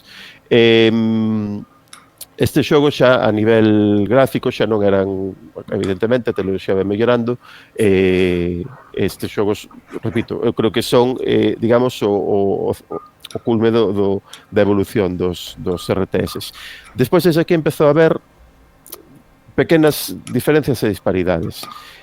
Vou comentar un que anotei a última hora, que é o Glest, un xogo, eu se pretendo a facer a falar de software libre e a animar a usar software libre, en que non xogo é difícil. O Glest é un xogo software libre que ademais ten desenvolvedores galegos, non sei se todos, pero varios desenvolvedores galegos ten polo medio. E o Mega Glest foi a continuación, non? Abandonou o seu proxecto inicial e agora o Mega Glest é o que está funcionando. Que, bueno, vamos a ver unha imaxe aquí rápida, que neste caso estaba ambientado eso, máis ben época medieval, non sei se medieval realista ou máis ben medieval fantástico. Hai meigos, creo. Vale. Indo a xogos que ahora creo que a escolla que ten Carlos Vieito son xa xogos que entran neste milenio, pois se parece, Carlos, vamos tocar uns cantos xogos dos que tamén lle diches ou nos queres falar deles e logo intentamos envolver todas estas conclusións que nos deixan os distintos xogos. Sí, queres que comece aí polo que queira ou por orde? Polo que queiras, eu xa aquí xa logo se che piro imaxes. Nada, a ver, o primeiro que vos comentaba antes era o Manor Lords, porque basicamente é o último que estiven así xogando moi concienciadamente, porque levaba ao mellor 2 anos esperando a que saíse, saiu unha beta. Bueno, é un xogo que creo que batiu un dos récords de Steam de máis persoas que compraron o xogo en menos tempo. Creo que foron máis de medio millón de persoas, ao mellor en 48 horas ou unha cousa así. E a verdade é que se esperaba moito deste xogo e ainda que está sen acabar, máis ou menos cumpriu as expectativas. E dirás ti, estámoslo vendo, non? Que ten de novo? Non sei, non ten nada de novo, pero é como que todo ten unha certa armonía e todo está ben feito. Non sei como explicalo, pero ti cando estás xogando sintes que todo ten sentido, que todo pois ten a súa lógica e disfrutas moito. Cando saiu, o bonito era facer cidade, bueno, vilas medievais chulas, coa igrexa no medio, os campos ao redor, pero claro, a xente que xoga de verdade xa empezou a maquinar, non, como mellor facer máis eficiente todo, xa empezaron a facer casas xigantes, cidades xigantes, e, bueno, cosas dese estilo, que, bueno, é unha forma tamén de xogar, pero, bueno, nada, ainda síguese desenvolvendo o xogo, eu sigo esperando a que haxa murallas, castelos, porque ainda non se chegou a ese punto, pero, bueno, tamén combina moi ben para as persoas que non só lle guste construir cidades deste tipo, tamén que lle guste a loite, a estrategia, e tamén che permite pois crear as túas milicias, os teus pequenos exércitos, mercenarios, tamén podes comprar, defender as túas terras e conquistar a dos veciños. E está guai porque, nada, ti dalle a roda do rato cara atrás, sales a un mapa da zona, podes ver os teus condados, os condados inimigos, onde están os bandidos, e non sei, está moi ben, a verdade. A miña a miña explicación para dicir por que me gusta o xogo é porque é armonioso, está ben feito, por exemplo, o creador, unha das cousas que agradece moito é as persoas que traballaron na parte artística do xogo. E eu creo que esa é un pouco tamén a clave. Todo está pois moi ben feito ao detalle. Ti, por exemplo, podes te poñer en primeira persoa, a roupa do señor ou da señora, que eres ti, móvese co vento, manchase na lama, non sei, está ben, estamos falando dunha beta. Eu entendo que o día que estea xa finalizado, pois vai estar moitísimo mellor. E nada, se podes darlle unha oportunidade, pois viciade tamén a iso. É unha das cousas ao mellor negativas deste tipo de xogos, e sobre todo agora, que por exemplo veis non o ten, é a curva de aprendizaxe do xogo. Que eu entendo que moitas persoas cando chegan a este tipo de xogos, non? Falaba antes Nuria, no de construir un parque de atraccións. Claro, para aprender a facer ben un parque tens que dedicarlle antes moitas horas. E entendo que moitas persoas que empezan a xogar este tipo de xogos, pois claro, ante esa curva de aprendizaxe, pois queren xogar xa, queren esa impulso, queren esa enerxía, ese chute, que non hai, porque tens que ir aprendendo. Bueno, hai que ir dar un tempo. Pois este sería o Manor Lords, que aparte, que se non lembro mal, creo que estivo finalista en alguna das categorías de Game Awards deste ano, creo que era no de Indies, así. Así que, bueno, que este xénero que ao principio estaba un pouco máis de capa caída ou, bueno, que entra por outros perfiles ou se adapta a outras dinámicas, pois eso, que un que parece que é un pouco máis clásico, un pouco a esencia clásica, pois parece que está aquí volvendo. Vamos, te parece co Timberborn ou Timberborn, son como se quera pronunciar, se ven o mal. Sí, eu chamo sei que algunhas dúas estivo ben, que non estou seguro de que estivo ben. Nada, falamos do xogo dos castores. Resúmese en hai un apocalipsis de algún tipo, a humanidade desaparece, os castores fanse coa xeomonía do planeta, basicamente así. Eres un castor que ten que construir a súa casiña ao lado do río. E basicamente é iso, é xestionar, pois iso, unha cidade, unha vila, aldea, non sei como chamarlle, un poboado de castores que sobreviven ás sequías, ás secas que hai no mapa. Estás que ir facendo a tua vida de castor. Non é unha vida moi agradable, tranquila. Pero teñen tecnoloxía, estou vendo aquí. Sí, podes construir robots castores para facer tarefas. Está de maravilla. Eu, por exemplo, despois de viciar moito, bueno, acórdome que a un mapa dediquei 200 horas da miña vida. Claro, actualizaron o xogo e eu cabreadísimo por Twitter. Como me actualizade o xogo? Que perdín todas as... Claro, que coa actualización o mapa xa non che cargaba. E non, tranquilo, métete aquí na beta anterior, xoga aí xa máis tranquilamente. Sí, pero dedicarlle tantas horas porque intentei recrear Minas Tirith do Señor dos Anéis, pero en castor. Quedou bonita, teño que decir. Está chulo. Falan entre eles, está moi guai. Pero en linguaxe, decir linguaxe castor, no. Bueno. En plan, fan un pouco así. Vale. Sí. Están moi chulos. Despois, tamén mirando outro xogo que tamén disfrutei moitísimo, que é o Dawn of Men, que descubrí, non, como vos comentaba, que é dun estudio galego, de Madruga Works, e a verdad que moloume moito porque basicamente é unha clase de historia de Galiza, porque basicamente tens que construir un castro. Ti eres un poboado prehistórico, tes unha pequena tribu prehistórica e tens que ir evolucionando co paso dos séculos ao final hasta construir un castro xa da idade do ferro. E está super ben, porque basicamente identificaste como galegos e como galegas, identificámonos con eles. E xa cando sacaron a actualización dos hórreos como os nosos, dixen, bueno, xa está, isto é Real Galiza Caníbal. basicamente iso, ir evolucionando un poquinho na idade, sobrevivir aos invernos, sobrevivir aos ataques de outros poboados que non os ves, aparecen de repente, e empezas cazando mamuts ata comerciar con ferro. Os ríos meteron, fode chinchos ainda non. No, a non ser que sexan os que tens que matar, que che chega así unha alerta, a vai por eles. Necesitamos fotos de Minastío de Castores, efectivamente. Teño un vídeo que lle pasei a un amigo que podo se queres despois pasarcho dese pedazo mapa de Castores. Queremos. Hai que verlo. Eu creo, no sé, podo comentar sí, unha cousa? Claro. Gracias. É que creo que Carlos tocou dous puntos bastante clave de compartindo os seus xogos que me parecen brillantes, a verdad. Xa quero xogar a todos.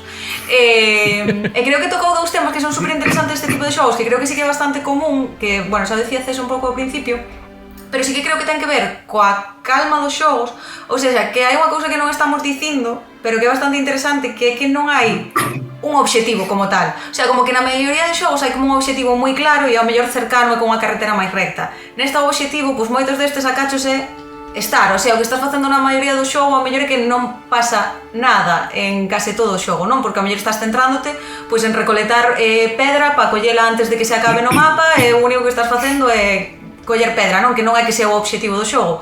E tamén o da curva de aprendizaxe, como que ao final hai algúns que tampouco é que sea difícil empezar a facelos, pero sí que a estrategia que che manteña o suficiente tempo no xogo, que o obxectivo moitas veces é aguantar no xogo ou acabar pois nunha conquista total ou algo así, pero non é como que está super acotado, non? Entón eu creo que sí que son xogos que ao mellor sí que xogan máis con esa parte máis calmada de nós en estar conformes con que non pase nada, todo cacho, sino que a xente está vivindo e deixar que a xente exista.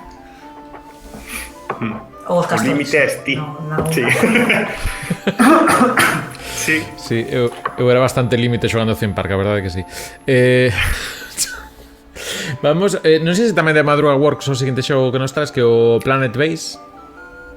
Básicamente eu creo que é un poquinho como o Dawn of Men, pero con naves espaciais, Marte, básicamente chegas a un planeta vermello, polo que sexa, e nada, creas a túa base lunar ou a base marciana e tens que ir sobrevivindo, non? Tens que ir recollendo recursos, conseguindo enerxía para que a base se manteña. Tamén hai atacantes que veñen camuflados en naves túas que che intentan pois tamén fastidiar un pouco a base, tens que sobrevivir aos meteoros. Está tamén chulo, non ten moito máis alá de pensar, tamén o mapa é moi capado, non che deixa tampouco expandir moito. É certo que, por exemplo, teste canseime moi rápido porque enchía todo o mapa xa de cápsulas, porque avanzabas e era un pouco xestionar, non? Ti ir xestionando. Que non sei se a vos vos pasa, pero eu algún xogo teño unha libreta ao lado con lápis para ir apuntando, en plan, recursos, para ir calculando canto teño que investir dun recurso doutro, ou canto me comercian nun sitio doutro, e vou ir apuntando. No. A xente que xogue o Patrician ten unha libreta ao lado, e ti vas apuntando aí canto che vai. As pieles de oso agora subíronme, pois agora vounas a vender. Pois vas facendo iso. No Planet Base non se presta isto, pero sí. Esto de apuntar cousas hai unhas guías para os xogos máis de combate como StarCraft, non? No que no minuto 22 tes que sacar un obreiro e poñelo a construir unha no segundo 27 tes que eu desespérome, eu son máis despois morro, claro, pero veña, hai xente que os profesionais van polo libro aí, pero Da fe dos do rei polo chat que sí que co Patrician había que coller apuntes. Que claro, a mí tamén me mando a facer a trimestral directamente xa casi. Xa de paso, a trimestral non chego. Vamos a dar un que creo que é un pouco máis de acción, bueno, máis de acción, máis dinámico, que é o Grounded, que igual non se encaixa con esta evolución. Imos saltar a outro tamén medieval, que é o Life is Fatal, Forest Village. Sí, o Grounded, como resumín, é Cariño é encogido a los niños, esa película da nosa infancia. Básicamente o xogo é iso, a ti encóllente, eres un cativo ou unha cativa que te encolleron nun xardín cheo de bichos e tes que sobrevivir nun xardín cheo de bichos. Pasa algo científico que queres ir saber para saber por que encolleches, non? Básicamente tens que construir o teu agocho, as túas armas, conseguir a comida e ir sobrevivindo no xardín. Podes ter insectos amigos, que tamén eso está moi bonito, pero bueno, case sempre tens que loitar contra arañas, contra escarabellos, xoaniñas, hai peixes tamén contra os que tens que loitar, e ao final eu paso ao mellor construindo a base que investigando un pouco, non? Porque é certo que se fai algunhas veces difícil pasar algunhas misións, e pásome construindo bases polo mapa e disfruto. E despois no Life is Federal, nada, eu como vos comentaba, que para min é dos mellores a nivel de construcción, só que me dá mágoa que sexa tan antigua sen actualizacións ao final, non? Porque basicamente un pouco como Manor Lords, pero máis detallado, donde podes construir os castelos a medida, as cidades a medida, as vilas a medida. É unha chulada, é unha mágoa que pois, dende hai xa anos non se actualiza, se abandonou xa o xogo, pero que está xeñal. Cómeche moitas horas da tua vida, que este é o problema destes xogos, que comen horas, pero que si disfruta moito. Tamén lle pasa ao Balatro, non te preocupes. Perdón. Falamos antes creo do Railroad Tycoon, creo que dixen ben. Non sei se encaixa por aí tamén o Railway Empire 2. Non te sabería decir. Eu teño que decir que este descubrín hai moito tempo gracias a unha demo, pero comprei no outro día, como que andí, cunha rebaixa destas de Nadal de Steam, porque estaba carísimo. Básicamente este xogo é construir camiños de ferro polo mundo, non? Mola moito que apareza a Coruña, que aparezan cidades galegas. Sí, e podes, pois iso, é como a vida mesma, porque unir o Cantábrico é dificilísimo, é carísimo, moita montaña, normal que tires para Madrid, que é máis plano. Sacar un tren da Coruña é carísimo. Se empezas na Coruña, empezas en nivel difícil. Se empezas en Bruselas é faciliño, é todo plano, non tens que pagar por facer túneles ni nada.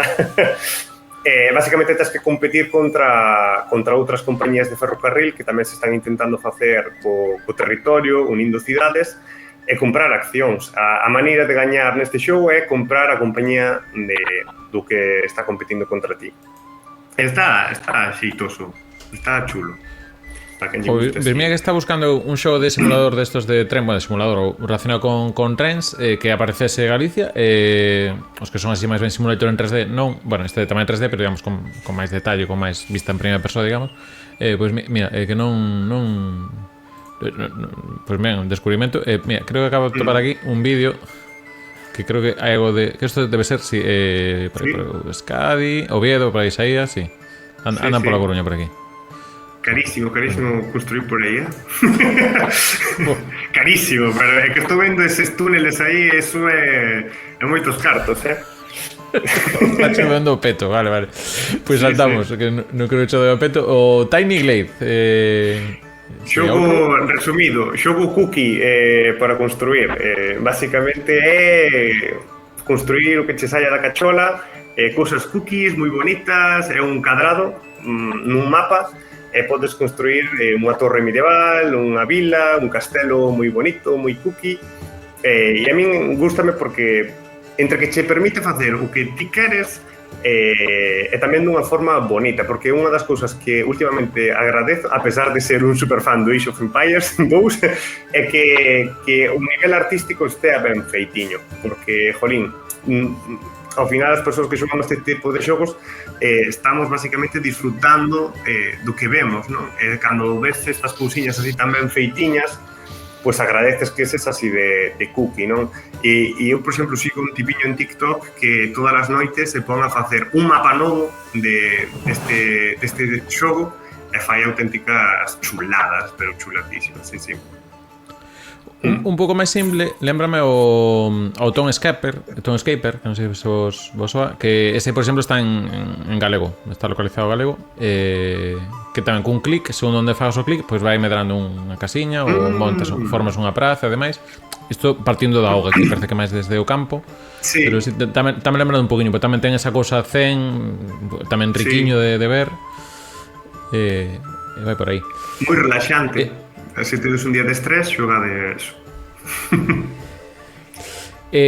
Vamos ao ano 1404 en concreto. Sí, puxen pois aí saga ano por poñer, pero sí, para min o meu xogo é o 1404 hai outras versións, bueno, outras edicións que tamén están moi ben. Eu creo que superado o 1404 é o 1880, se non me engano se chama así, que tamén está moi ben, non? Basicamente é un poquinho o mesmo, non? Explorar illas, construir bases nas illas e recoller recursos. Simplemente que a dinámica deste xogo é que hai barcos de por medio. En vez de ir por un mapa de terra, pois tens que xogar con barcos e mover recursos de unha illa a outra. Está ben, porque xoga tamén non con algo que tampouco non estamos moi habituados, que son, pois iso, xogar coa civilizacións europeas, con civilizacións orientais ou de Oriente Medio, que aí tamén aparecen os árabes. Está chulo. Non deixa de ser cadradiños e construir todo en liña recta e xa está, pero está ben. Sí, eu recomendo tamén para pasar un bo momentiño. Vamos cos dous últimos de Carlos, logo vimos con mensaxes do público. Workers and Resources Soviet Republic. Sí, algunha vez soñaches con vivir na Unión Soviética, este é o teu show. Ou ir para a estación de bus de Ferrol tamén convalida ás veces, pero moito cemento. Sí, porque non sei se é unha crítica a xente que creou o xogo, é unha crítica a Unión Soviética ou realmente son persoas realistas co que había. Básicamente construir as túas cidades se viviras nunha república soviética e nada, ir facendo. É bastante complicado, a min costoume esa curva de aprendizaxe é complicada porque é un pouco como o seguinte xogo, non? O Cities Skylines, que é difícil de ir aprendendo ao principio, pero está ben. E xogas un pouco aí como entrópico, non? Hai unha cidade, as cidades occidentais que están aí na fronteira, coas que podes chegar a coquetear un pouquiño, pero tienes unha república socialista. Basicamente iso, xestionar puramente, non? Unha cidade soviética, recursos públicos a tope. É certo que xogan con esa estética, non? Como que os edificios están abandonados, que está un pouco todo abandonadiño da man de Deus. Pero bueno, se che gusta o tema de recursos está moi ben. Este é un xogo tamén de poñer libreta e lápis ao lado e ir apuntando datos e cousas dese estilo. E a mí mola. A mí unha das cousas que me gustan deste xogo é intentar chegar ao final, é dicir, desbloquear todos os edificios, ter todo. Despois eu xa farei, xa me aburrirei facendo cousas, e para min a meta é esa. E despois, eso, para rematar, así, para mí o mellor dos mellores é o City de Skylines, que eso sí que é unha gozada, poder xogar ben, porque xogar ben a este xogo é complicado, e recrea perfectamente a sociedade na que vivimos. Para min plasma perfectamente os problemas urbanísticos que temos as sociedades. Eu mesmo, para quen non o saiba, eu vivo aquí en Ames. Se non o sabedes, en Ames están facendo a humanización, están quitando carrís de coches. E eu fixe unha recreación para explicarlle a algunha xente no Cities Skylines que pasaría se quitamos os carrís e que pasará ca autoestrada cando quitemos esos carrís. E pasa o que está pasando agora mesmo, que empezaron as obras, que está todo colapsado. E o Cities Skylines xa o explicou. Pero bueno, non me fixeron caso antes de que empezaran as obras. Pero xuruvos que lle puxen tanto mimo a ese mapa que eu se vos enseñarou un fotograma do Milladoiro e desa partida, así a simple vista, sin fixarnos moito, parece un Milladoiro. Os edificios, a glorieta esta, a medianera que vai polo medio, é clavado. E ten moitos mods, que iso tamén é o divertido, que che permiten facer o que ti queiras coa cidade. É unha das cousas que sempre me gustou xogar ao xogar este xogo é recrear cidades reais, non? Unha das cidades que tamén máis horas lle botei foi intentar reconstruir Barcelona, facer Barcelona rúa por rúa, cas súas glorietas, o seu estadio, o seu porto, e leva moitas horas ao final. Sobre todo, pois, adaptar o mapa, o terreo e tal.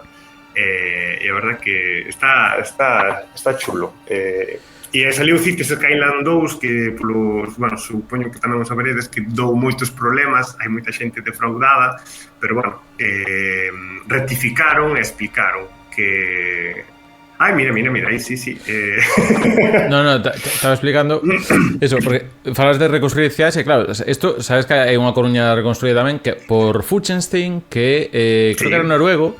E claro, explicámonos xusto Armesto, que é un dos proveedores de modelado 3D que provee modelos para as cidades do City Skylines, e de feito, pois, eso colaborou con este Funchenstein, que creo que era un señor noruego, e decía que iso, pois, para montar o castelo de Santo Antón, pois utilizou cachos da muralla de Lugo que tiña modelada Armesto, porque Armesto tiña máis cosas de Lugo, e lle foi pasando de materiais, que María Pita pillou, creo non pillou o Concello de Ourense, pero bueno, pillou con cosiña de Pazos de por aí. Entón, bueno, fala un pouco tamén proceso, te verá na canal de YouTube tamén este proceso de iso, de unha persoa que de Noruega e que se, pois, vou montar a Coruña, como a Carlos se dá un pouco en Barcelona, dá para todo isto. Antes de irnos ao público, rápidamente por pechar, vamos un pouco pasado de tempo, espero que estedes o resto ben, se tedes que marcharos, por favor, decido tamén, que non pasa nada. Vamos pechar con os últimos estertores, que dá feo chamar, pero bueno, cos últimos pasos que deu así a nivel de potencia o xénero, Carlos Cés. Sí, a ver, cando deixou de poñerse un pouco de moda foi o pouco de sair o Warcraft 3 2002. Sí que os fans do Empire seguiron xogando as secuelas, os fans do Command & Conquer seguiron xogando as secuelas, pero o xénero deixou de ser tan, supoño que por un lado porque se popularizaron máis as consolas poderosas para outro tipo de cousas, pero o Warcraft 3 tiña dúas características distintas, non? Unha delas é que se empezou a dar moita importancia aos heróis. A parte do exército das unidades tal, ti xogas sempre con un ou dous ou tres heróis que podes levar ao mesmo tempo, que teñen características distintas, evolucionan, suben de nivel, é dicir, tes un persoaxe dun RPG no medio dun RTS, non? Entón, en certo modo, eses personaxes que agora son máis un personaxe dun xogo de rol, deron lugar a dúas cousas. Por un lado, que no seguinte Warcraft xa quitaran todo o RTS e quedou solo o heroe cas seus niveles, é dicir, un xogo de rol, neste caso masivo en línea, que foi o mundo do World of Warcraft. Colleron os personaxes do Warcraft 3, unha historia increíble, todo o Warcraft 1, o Warcraft 2 e o Warcraft 3, Blizzard traballou moitísimo, moi ben a historia, e con esa pequena enciclopedia tipo Tolkien, pois crearon o mundo do World of Warcraft, e desde aquela, bueno, un dos xogos máis xogados da historia, etc. Entón, por un lado, o Warcraft evolucionou hacia aí, hacia un herói solitario, que se alía con outros ou non, pero deixou de ser un RTS.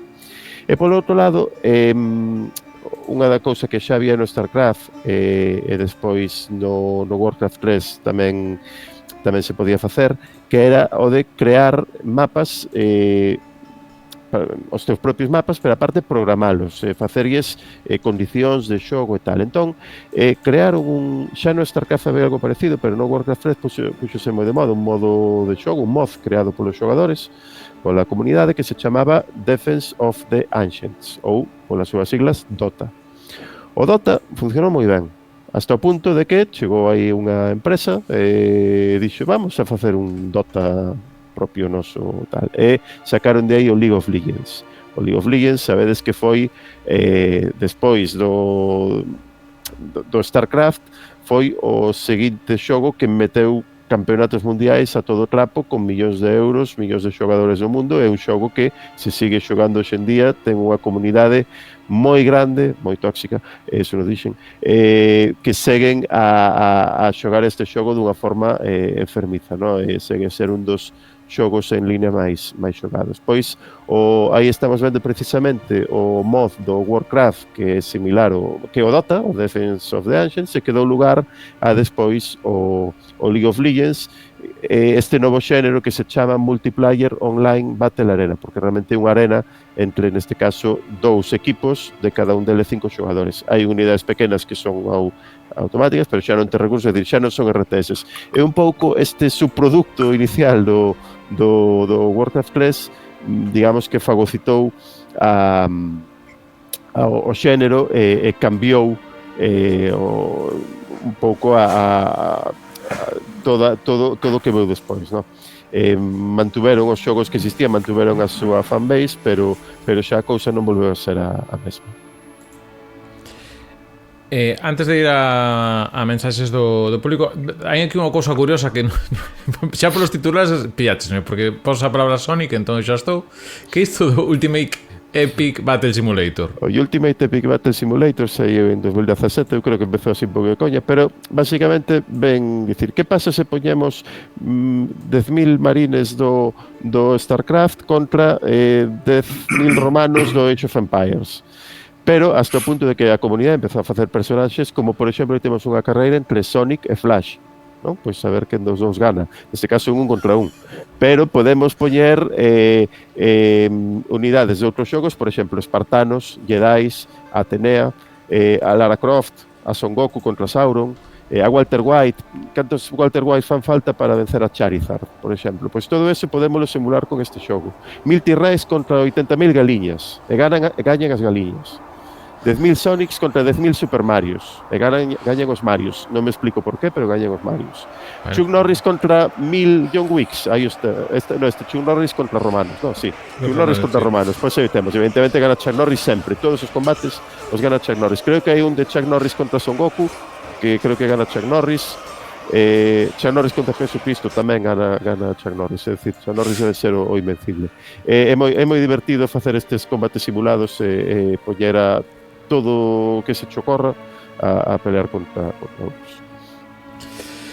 Pois imos rápido co que nos dixeron a xente primeiro por Instagram, se algún que queras apuntar algún xogo que vos sone, que os se encendaba a lámpada, pois adiante. Dinos Mauro Triana o Age of Mythology, tamén o Armies of Exigo e o Warcraft 3. Aquí o nome novo é o Armies of Exigo. Sale Gordiel, compañeira do Recuncho, dinos o César 3 e máis o Imperium 3. Vai pola Roma. En particular destaca a nostalgia, a banda sonora, o editor, a estrategia e o online.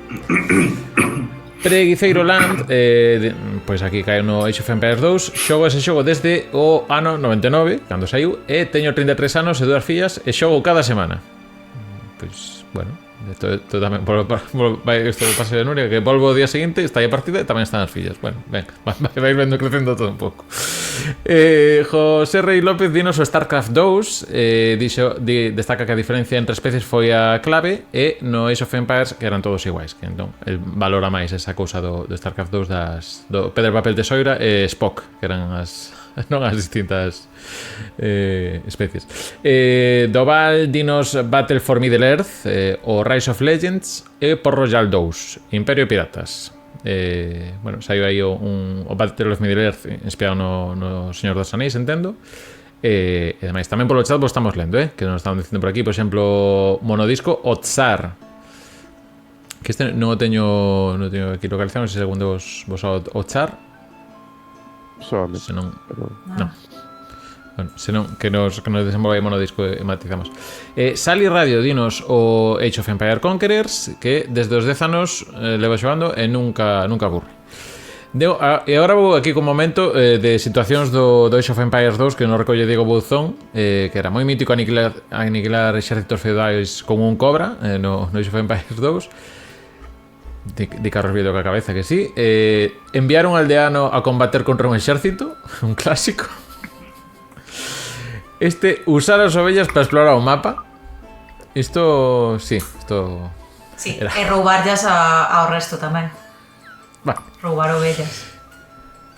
E logo, isto debe ser, non sei se como o Clapaucius dos Sims, di poñer no chat Marco e Polo para desbloquear todo o mapa. Era un destes códigos, non? Tipo de poñer no chat e desbloquear. Sí, sí.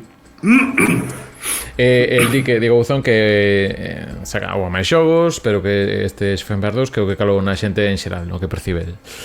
Evan Queiro dinos o Empire Earth, que xa nos falou antes Carlos Tés. JP aquí do Team Nuria, que queda co Trópico 6. Z-Gamer dinos o Age of Mythology, probei no fai pouco e pareceume God, se xa me ben. Sergio Méndez dinos os Civilization e Crusader Kings, que lle ensinaron que hai moitos métodos para conseguir algo e que ser boa persoa está ben máis ou mente até certo punto. Isto que non cheguemos a mexa por nós temos que dicir que chove, non? Hai que deixar que non mexen. Imos para Twitter, que tamén houve movimento, creo que tamén con xente que anda hoxe por aquí polo chat. Dinos Adrianciño, aparte de persoa que creo que ten coñecemento da historia, moi difícil porque algo que sempre xoguei desde o Age of Empires 2 Star Wars, cale esta, SW, xademe casilas que hoxe comprobo, SW e... Creo que sí. Sí, sí, Star Wars. Sí. Creo que Star Wars, sí, sí. vale. Vale. Sí, tengo que acabar as frases de lelas. Mira, tamén di aquí o Char, pero tamén os Total Wars, o Warhammer o Medieval 2, o Imperium, tamén Trópico, o Anno tamén, Stronghold, o Dawn of War, que tamén citaches antes Carlos Vieito, e a dos Crusader Kings, ou Europa Universalis, que non sabes entrar nesta categoría. Bueno, estamos aí ampliando un pouco que nos levan a estas mecánicas. Desde o podcast de Fora de Mapa, que lles mandamos unha aperta, dinos a cada tanto no podcast mencionamos a Paradox Interactive e os seus xogos, a ver se cae un patrocinio. Despois de innumerables horas de xogo é o mínimo que podían facer. Paradox Interactive, cales serían? Os Cities Skylines, por exemplo. Os Skylines, de verdade, sí. Me soma. A corte do director dinos StarCraft é un clásico, pero Imperium, César, Faraón ten o meu corazonciño, e outro que non me acordo, pero que levabas o Barón Vermello, o Barón Rojo. Dinos Pablo Cachea que eu sigo xogando ranqueadas o Age 2 agora. É un xogo absolutamente inmortal. Tamén comentamos que xente ben. E con achadas dinos, bueno, arroba culeiro, dinos SimCity ou Roller Coaster Tycoon. Tamén aquí un pouco no equipo máis noi. Non sei se tedes alguna outra cosa que decir. Imos de tempo regulinche, pero se me aguantades facemos un xogo rápido, que eu creo que hai de segar rapidísimamente. Isto é para o TikTok, para facer o engagement que lle chaman, para que a xente que non nos ve, os de TikTok, pasedes para o podcast que vexades aquí cantos imperios hai.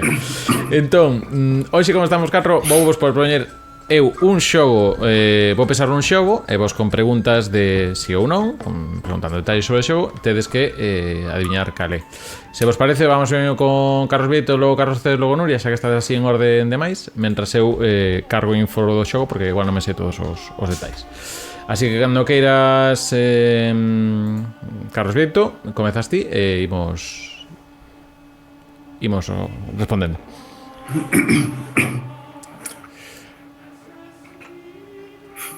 Dalle cara.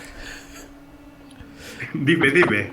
Non, tes que facer unha pregunta, como por exemplo, é un xogo de tal consola ou é un xogo de antes deste ano ou despois? Sí. Vale, perdón. Perdón. Pero ten que ser de resposta sí ou non, non?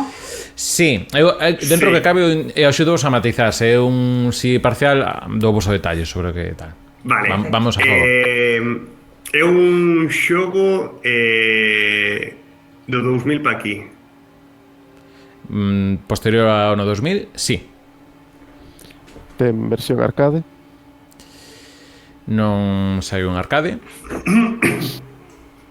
Fixose algunha referencia a él ao longo deste podcast? Non. Un tal. É multixogador.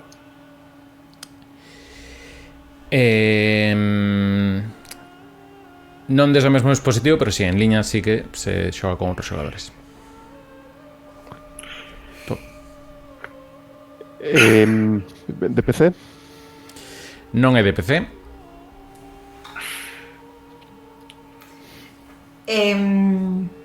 Xogas en primeira persona, como un personaxe? Non é o punto de vista, non é primeira persoa. Levas un personaxe, por responder un pouco os dous, pero non é, o punto de vista non é primeira persoa. É exclusivo dunha consola en concreto? Non é de consola. Vale.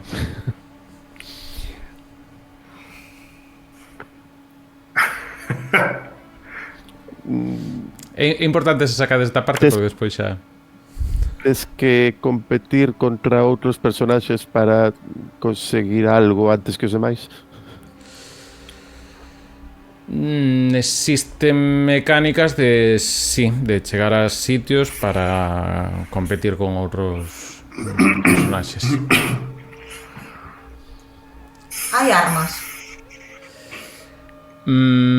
Directamente armas como entendemos, sabres, puñais, pistolas, este tipo de cousas, non.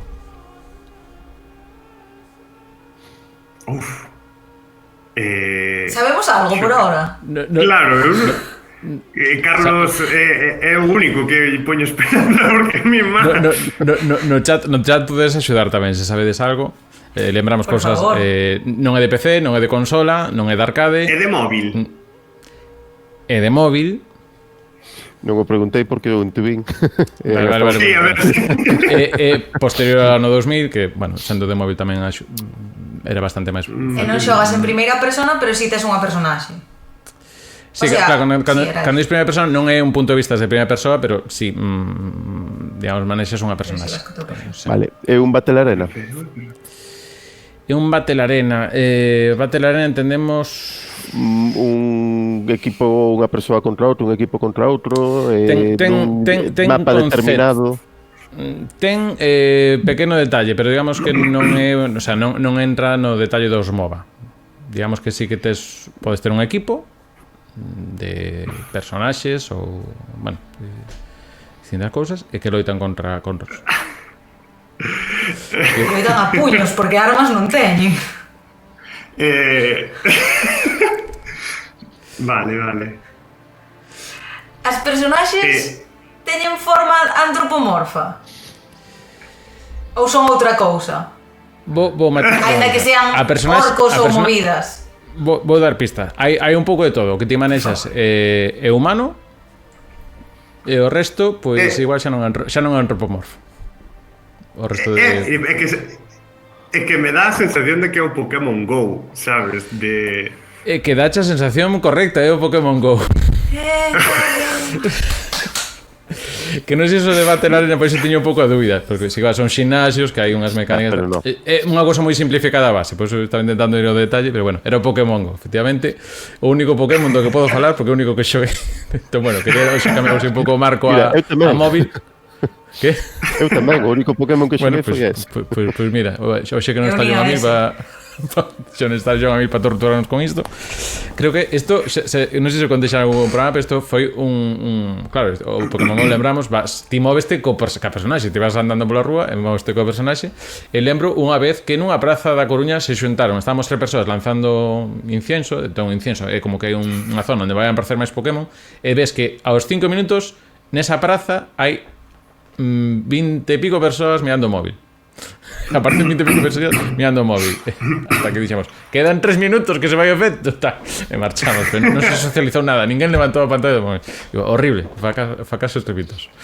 Bueno, o que non foi un fracaso estrepitoso é poder contar hoxe con Bosco, con Carlos Vieito, Carlos Cés e Lunes Pasandín para falarnos de RTS e moito máis. Agardo, hoxe ou bastante xente aquí pendente no Twitch, agardo que tamén no YouTube e iVox e Spotify este sendo productivo. E agradecervos aos tres a vosa presencia. Nada, cun lembrete rápido das cousas que teñen que estar pendentes para seguirvos a vos. Carlos Vieito, o exército meque que cando sae? Cando o poñen iso?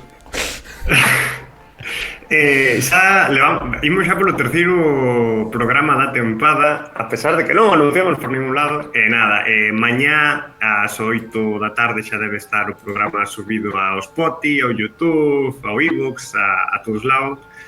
E nada, que podedes seguir un @exército mequemeque, podedes seguir as aventuras dos mequemeque e pasarlo igual de ben que nos grabando podcast. Carlos Cés, director do Rianxo Gaming, 5 de xullo é a data que hai que estar pendente, non? Lembramos que hai ali, que pasa polo Rianxo Gaming. Pois intentamos abordar os videoxogos desde un punto de vista cultural.